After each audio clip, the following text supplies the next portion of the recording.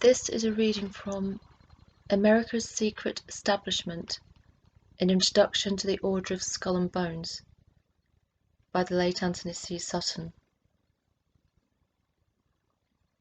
Introduction for the 2002 edition. America's Secret Establishment has had an unusual publishing history. The book began with an anonymous donation to the author of an 8-inch package of documents in the early 1980s. Nothing less than the membership list and supporting documents for a truly secret society, the Yale Skull and Bones. The late Johnny Johnson of Phoenix, Arizona, was the spark that moved me to write first a 4-part series and later a jumbo volume based on this material. This volume went on to several editions with several publishers, even a Russian edition of 12,000 copies. Probably in the past few years, as many copies have been sold in Russia as in the United States. America's Secret Establishment has had little publicity, few reviews, ignored by mainline distributors, yet has sold steadily for the past 16 years at a rate of several hundred copies a month.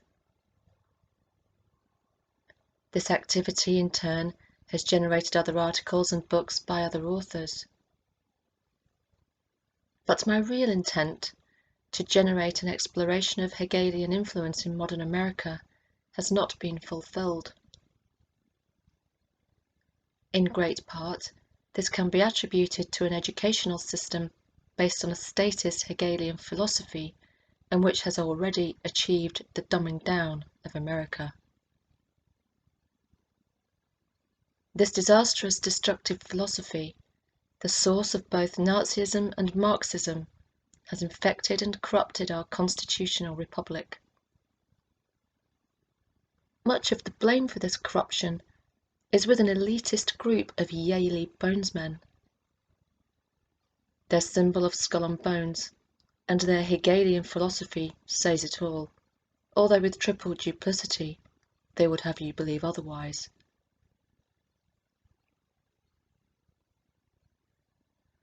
Hegelianism glorifies the state, the vehicle for the dissemination of statist and materialist ideas and policies in education, science, politics and economics. Wonder why we have a dumbed-down society? Look no further than the Bonesman Troika, who imported the Prussian education system into the USA in the 19th century. A political philosophy in direct opposition to the classical liberalism nurtured in 19th century British and American history. In classical liberalism, the state is always subordinate to the individual. In Hegelian statism, as we see in Nazism and Marxism, the state is supreme, and the individual exists only to serve the state. Our two-party Republican-Democrat equals a one Hegelian party, no one else welcome or allowed, system is a reflection of this Hegelianism. A small group, a very small group, by using Hegel, can manipulate and to some extent control society for its own purposes.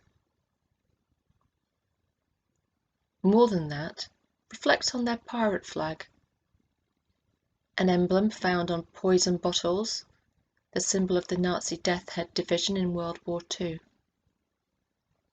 Not only did Skull and Bones become a major force in drug smuggling through the Bush and Prescott families in the 1860s, but in true Hegelian fashion generated the antithesis, the so-called war on drugs. This hypocritical policy maintains the price of drugs, controls supply, and puts millions in jail, while the gainers, in great part, are none other than the same bonesmen who passed the laws to prohibit. Bonesman Taft, 1904. Right and left, a control device. For Hegelians, The state is almighty and seen as the march of God on earth, indeed a state religion. Progress in the Hegelian state is through contrived conflict. The clash of opposites makes for progress. If you can control the opposites, you dominate the nature of the outcome. We trace the extraordinary skull and bones influence in a major Hegelian conflict, Nazism versus communism. Skull and Bones members were in the dominant decision-making positions. Bush, Harriman, Stimson, Lovett, and so on, all Bonesmen, and instrumental in guiding the conflict through use of right and left.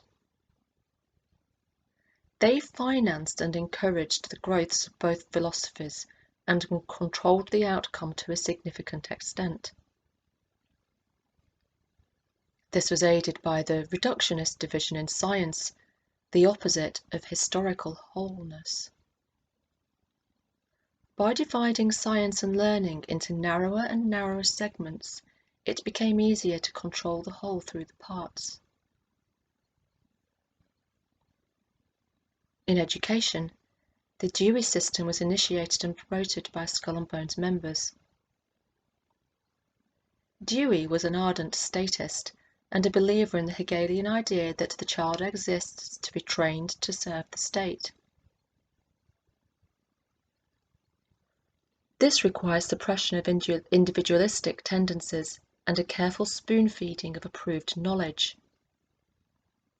This dumbing down of American education is not easily apparent unless you have studied in both foreign and domestic US universities. Then the contrast becomes crystal clear. This dumbing down is now receiving attention. Two excellent books are The Deliberate Dumbing Down of America by Charlotte Thompson Iserbyt, Conscience Press, and The Dumbing Down of America by John Taylor Gatto. Both books trace this process to the impact of education, and both give remarkable detail of the process. We go further in that we trace the import of the system to three Yaleys, members of Skull and Bones. For Iserbyt, in The Deliberate Dumbing Down of America, the American education system begins with Rockefeller and Gates. But in fact, this statist system is a reflection of the Hegelian ideas brought to the United States by the Skull and Bones troika of Gilman, White, and Dwight, and then financed by Rockefeller.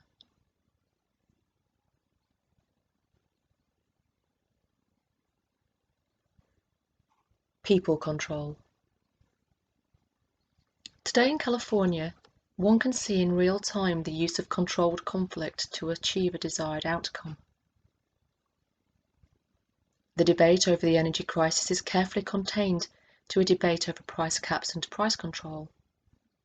Republicans want no caps and no controls. Most Democrats want price controls through caps. But look at what is not discussed anywhere. The entire spectrum of almost free energy based on a decade of research is carefully kept out of the discussion. Isn't this highly relevant to an energy crisis? In fact, the existence of free energy systems just down the road is the reason for the controlled debate. Mill's blacklight power now has its patents and some utilities have already been brought in. Bearden's MEG energy from space is under discussion. Working models exist. The maligned cold fusion has hundreds of successful experiments, but so far as we know, cannot be repeated with sufficient assurance. Other systems have come into the view of government agencies and then disappear from sight. A knowing public would ask, why are these not included in the discussion? Simple. Because the utilities know they are for real and only a few years down the road. The problem for utilities is not the price of energy today, but how to dump their fixed assets, hydro plants, transmission lines, etc., onto the public. These so-called valuable assets will have zero value down the road because all new systems are standalone units which don't need fixed plant and transmission lines. If the public is aware of the dilemma of the utilities, the ability to dump assets onto the state is heavily reduced.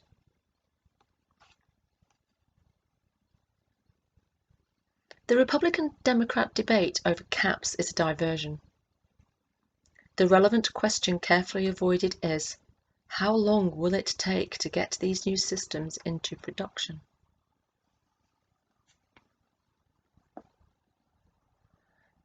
Another example is Monsanto Corporation development of genetic engineering and predator seed, a barely concealed effort for world domination of agriculture.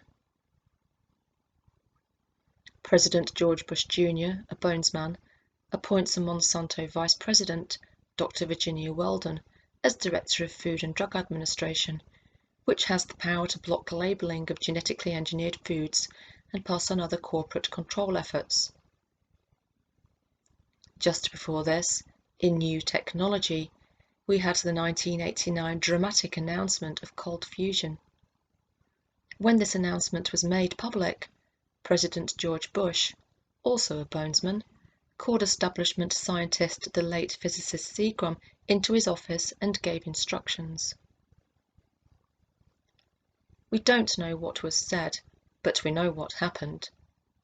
Cold fusion, a valid process for free energy, as was subsequently revealed, was slandered and harassed by the establishment, no doubt fearful of what free energy would do to the oil industry. What is to be done? If the voting public was even vaguely aware of this rampant and concealed scenario, it could and possibly would force change. However, this is not a likely possibility. Most people are go-along types with limited personal objectives and a high threshold for official misdeeds. What has taken over a century to establish cannot be changed in a few years. The initial question is education. To eliminate the Hegelian system that stifles individual initiative and trains children to become mindless zombies serving the state. We need a lot less propaganda for education and a more individual creative search for learning. Instead of more money for education, we need to allocate a lot less. The existing system of education is little more than a conditioning mechanism. It has little to do with education in the true sense, and a lot to do with control of the individual. It is more likely that time, rather than the voting booth, will erode the secret power of this Yale group. Nothing this outrageous can survive forever. Antony Sutton.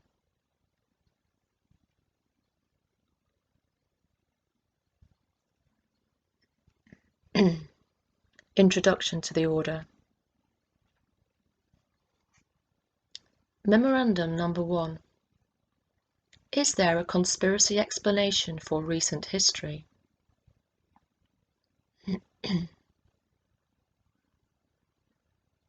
During the past 100 years, any theory of history or historical evidence that falls outside a pattern established by the American Historical Association and the major foundations with their grant-making power has been attacked or rejected, not on the basis of any evidence presented, but on the basis of the acceptability of the argument to the so-called Eastern liberal establishment and its official historical line. There is an establishment history, an official history, which dominates textbooks, trade publishing, the media, and library shelves. The official line always assumes that events such as wars, revolutions, scandals, assassinations are more or less random, unconnected events. By definition, events can never be the result of a conspiracy. They can never result from premeditated planned group action. An excellent example is the Kennedy assassination when, within 9 hours of the Dallas tragedy, TV networks announced the shooting was not a conspiracy, regardless of the fact that a negative proposition can never be proven and that the investigation had barely begun. Woe betide any book or author that falls outside the official guidelines. Foundation support is not there. Publishers get cold feet. Distribution is hit and miss or non-existent.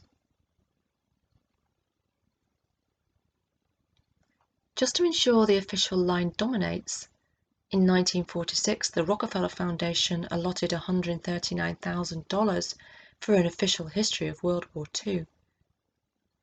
This to avoid a repeat of debunking history books which embarrassed the establishment after World War I.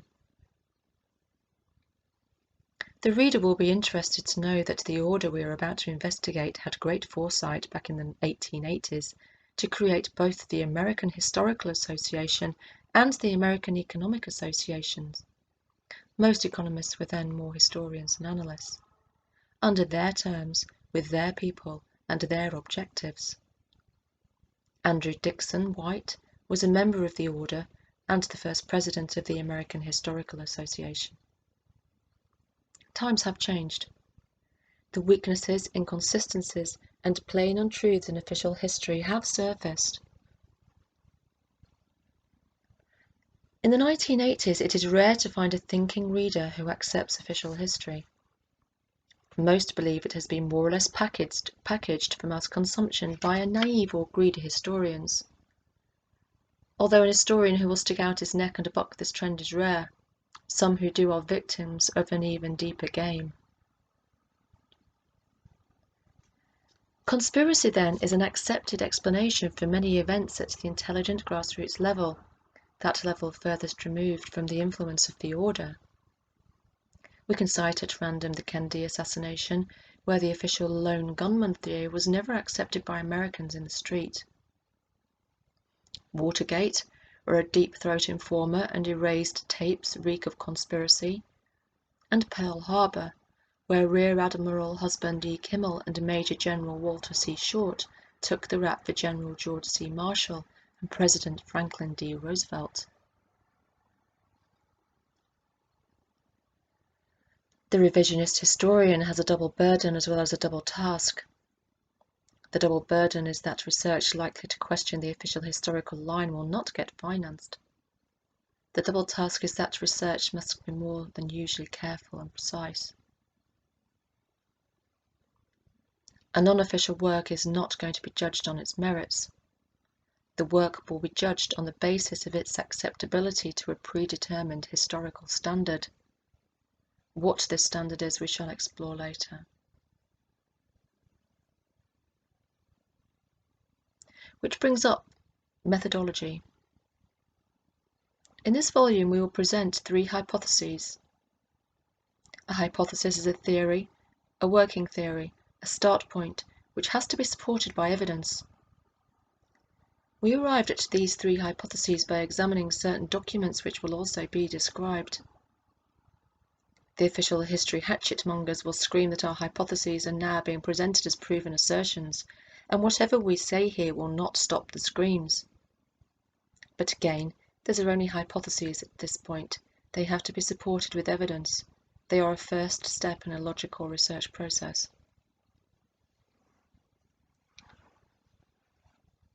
In scientific methodology, a hypothesis can be proven. It cannot be disproven. It is up to the reader to decide whether the evidence presented later supports or does not support the hypotheses. Obviously, no one author, critic, or reader can decide either way until all the evidence has been presented. We also intend to use 2 other principles of scientific research ignored by official establishment historians. Firstly, in science, the simplest explanation to a problem is always the most acceptable solution. By contrast, in establishment history, a simple answer is usually criticized as simplistic. What the critic implies is the poor writer hasn't used all the facts. In other words, it's a cheap put-down without the necessity of providing an alternative answer or additional facts. Secondly, again in science, An answer that fits the most cases, that is, the most general answer, is also the most acceptable. For example, you have 12 events to explain and a theory that fits 11 of these events. That theory is more acceptable than a theory that fits only 4 or 5 of the events.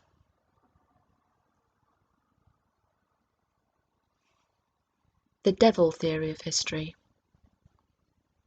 Using this methodology, we are going to argue and present detailed, precise evidence, including names, dates, and places, that the only reasonable explanation for recent history in the United States is that there exists a conspiracy to use political power for ends which are inconsistent with the Constitution.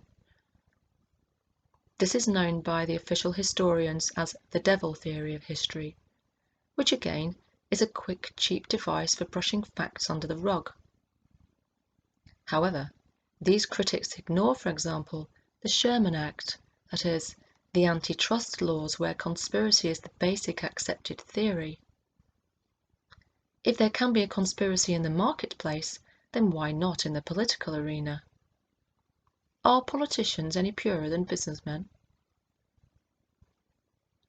Following the antitrust laws, we know that conspiracy can only be proven in a specific manner. A similar pattern of market actions is not proof of conspiracy. Just because something looks like a duck, walks like a duck, and all the ducks act similarly, does not make it a duck or a conspiracy. Under the Sherman Act, a similar pattern of prices, where all prices are the same, is not proof of conspiracy. Similarly, similarity of prices can occur in a purely competitive market. Neither is similar political action necessarily a conspiracy. Proof of conspiracy requires specific types of evidence. There must be secret meetings of the participants and efforts made to conceal joint actions. Those meetings must jointly agree to take a course of action, and this action must be illegal.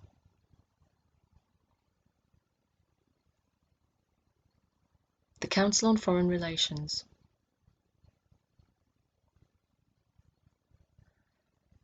Widely accepted explanations of recent history based on a conspiracy theory do not present evidence that fits the above criteria.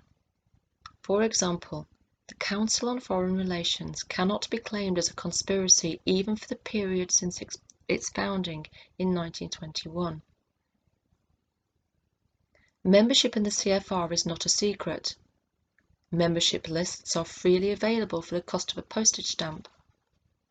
There is no proof that the entire membership conspires to commit illegal acts. What has to be proven in any conspiracy explanation of history is that the participants have secret groupings and meet to plan illegal actions.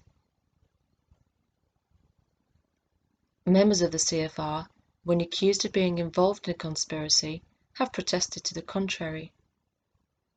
And by and large they are right. Most CFR members are not involved in a conspiracy and have no knowledge of any conspiracy. And some personally known to the author are about the last people on earth to get involved in an illegal conspiracy. However, there is a group within the Council of Foreign Relations which belongs to a secret society, sworn to secrecy, and which more or less controls the CFR. CFR meetings are used for their own purpose, that is, to push out ideas, to weigh up people who might be useful, to use meetings as a forum for discussion. These members are in the order. Their membership in the order can be proven. Their meetings can be proven. Their objectives are plainly unconstitutional. And this order has existed for 150 years in the United States.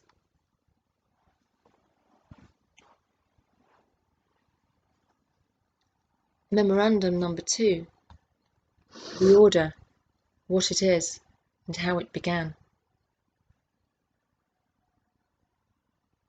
Those on the inside know it as the order. Others have known it for more than 150 years as Chapter 322 of a German secret society. More formally, for legal purposes, the order was incorporated as the Russell Trust in 1856. It was also once known as the Brotherhood of Death. Those who make light of it, or want to make fun of it, call it Skull and Bones, or just plain Bones.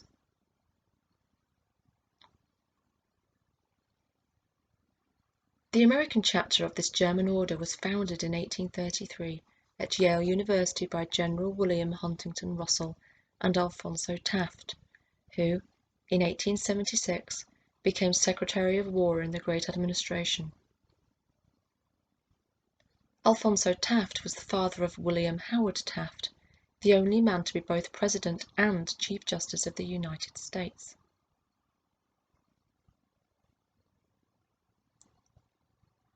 The order is not just another campus Greek letter fraternal society with passwords and hand grips common to most campuses.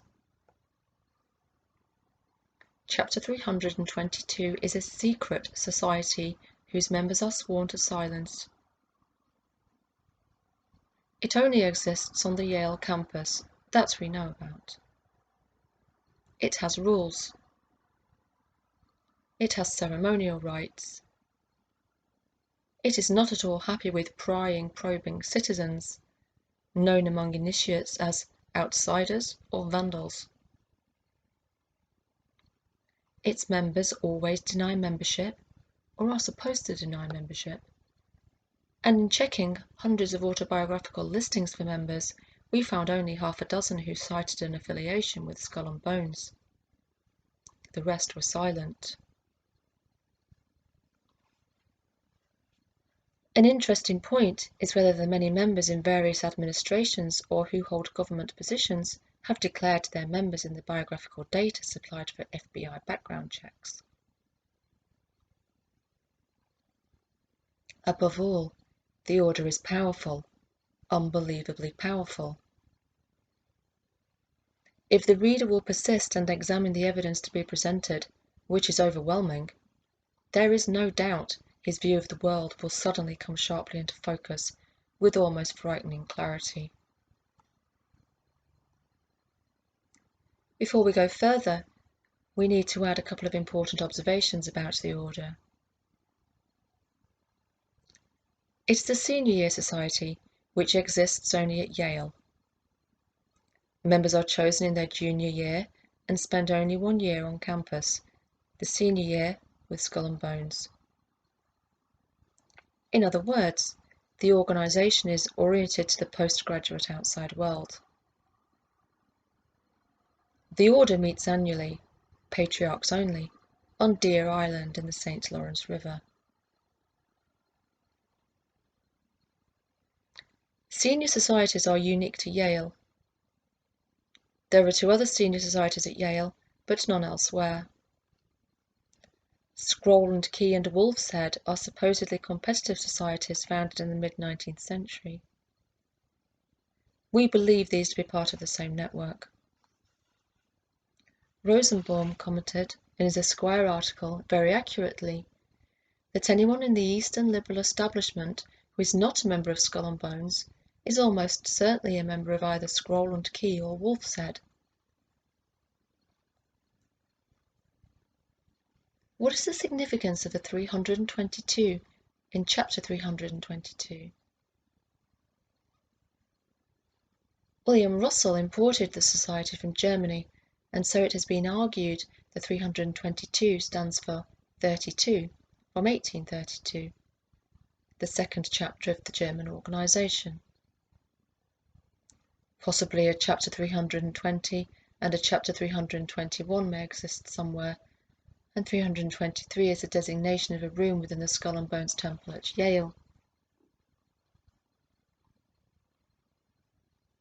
Another interpretation is that the order is descended from a Greek fraternal society dating back to Demosthenes in 322 BC.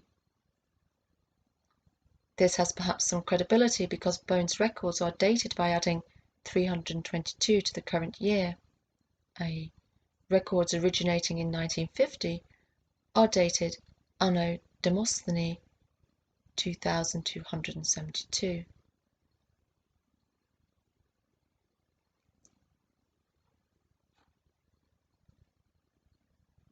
The selection procedure for new members of the order has not changed since 1832.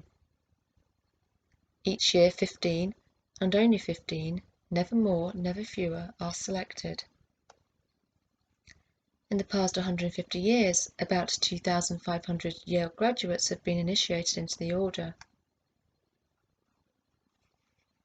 At any one time, about 500 to 600 are alive and active. Roughly about 1/4 of these take an active role in furthering the objectives of the order.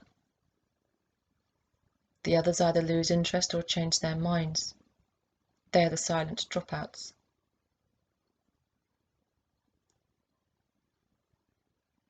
A Yale junior cannot ask to join. There is no electioneering. Juniors are invited to join and are given two options: accept or reject. Apparently, some amount of personal information is gathered on potential members. The following is the kind of evaluation made in the last century. We doubt it has changed too much down to the present time. Frank Moore is an ideal bonesman. He is a hard worker and a man whose efforts have been more for Yale than himself. He is manager of the musical clubs and has been active in Dwight Hall. His election will be well deserved and popular. Don Thompson is a sure man whom the class wishes well for and will be glad to see go. He comes from a Bones family.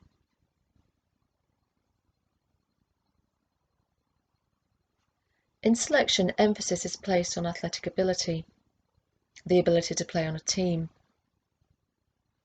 The most unlikely potential member of the order is a loner, an iconoclast, an individualist, the man who goes his own way in the world.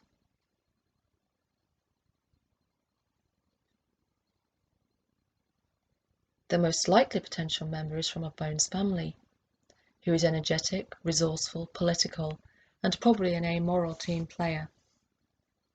A man who understands that to get along you have to go along. A man who will sacrifice himself for the good of the team. A moment's reflection illustrates why this is so. In real life, the thrust of the order is to bring about certain objectives. Honours and financial rewards are guaranteed by the power of the order. But the price of these honours and rewards is sacrifice to the common goal, the goal of the order. Some, perhaps many, have not been willing to pay this price.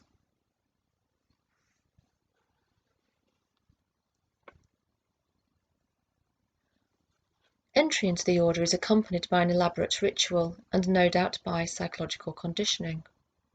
For example, immediately on entering Bones, the neophyte's name is changed. He is no longer known by his name as it appears in the college catalogue, but like a monk or knight of Malta or St. John, becomes Knight so-and-so. The old knights are then known as Patriarch so-and-so. The outside world are known as Gentiles and Vandals. The catalogue, or membership list, it became addresses sometime in this century, of chapter 322, however, is made with the usual outside names and is unique and impressive. Each member has a copy bound in black leather with peculiar symbols on the outside and inside. The symbols presumably have some meaning. The owner's name and the single letter D is gilt stamped on the outer cover of earlier issues, at least up to the mid-19th century. It then appears to have been omitted, at least on copies we have seen. Each right-hand page, printed one side only, about 6 by 4 inches, has the members listed for 1 year and surrounded by a heavy black border, thick in the early years, not so thick in recent decades. This symbolises the death of the person named as he adopts his new name and new life upon entering the order.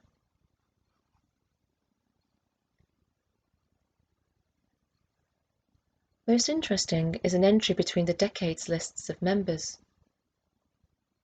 On the 1833 list, before the 15 founders' names, are the word period 2, decade 3. Similarly, before names on the 1843 list are the words period 2, decade 4. In brief, period stays the same throughout the years, but the decade number increases by 1 in each 10 years. No doubt this means something to the order, else it wouldn't be there. Another mystical group of letters and numbers is at the top of the first list of names in 1833, P.231-D.31. The numbers increase by 1 in each succeeding class. In 1834, for example, the entry reads P.232-D.32. Furthermore, the first class list of 1833 has 2 blank lines in place of the 11th name on the list. This supports the argument that the society has German origins, and this is the listing of the anonymous German connection.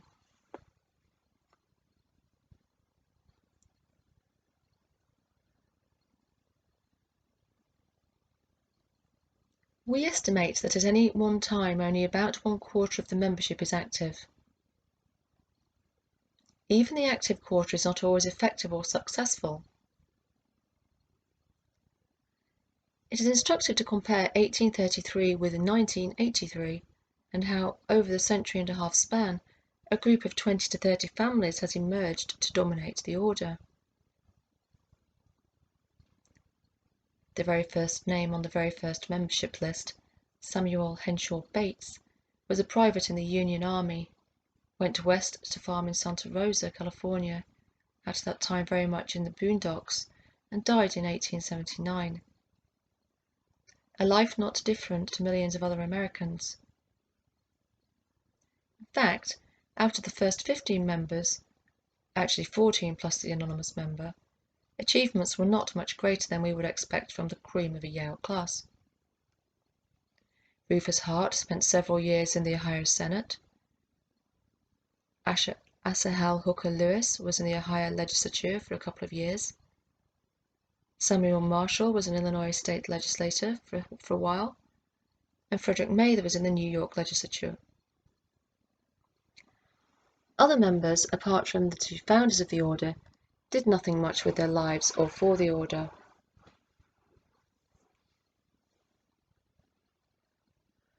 By contrast, the 2 founding members, William Huntington Russell and Alphonso Taft, went far.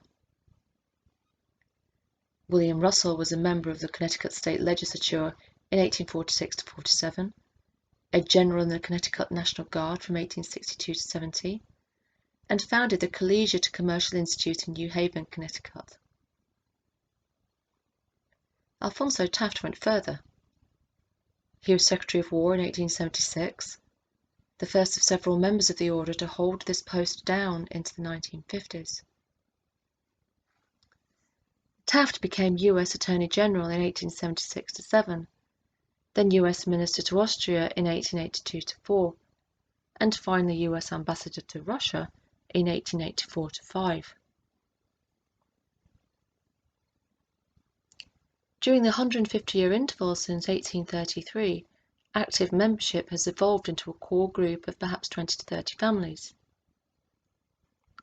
It seems that active members have enough influence to push their sons and relatives into the order, and there is significant intermarriage among the families. These families fall into 2 major groups. First, we find old-line American families who arrived on the East Coast in the 1600s, for example, Whitney, Lord, Phelps, Wadsworth, Allen, Bundy, Adams, and so on. Second, we find families who acquired wealth in the last 100 years, sent their sons to Yale, and in time became almost old-line families. For example, Harriman, Rockefeller, Payne, Davison. Some families, like the Whitneys, were Connecticut Yankees and acquired wealth in the 19th century. In the last 150 years, a few families in the order have gained enormous influence in society and the world. One example is the Lord family. Two branches of this family date from the 1630s. Those descended from Nathan Lord and those from Thomas Lord. Other lords arrived in the US over the years but do not enter our discussion. Of those two main branches, only the Thomas Lord group appears to have contributed members to the order. Their ancestry traces to Thomas Lord, who left Essex, England in 1635 in a company led by Reverend Thomas Hooker and settled in what is now Hartford, Connecticut. In fact, part of Hartford is still known as Lord's Hill. The line of descent of this Lord family is full of De Forest and Lockwood names, because intermarriage is more than common among those elite families.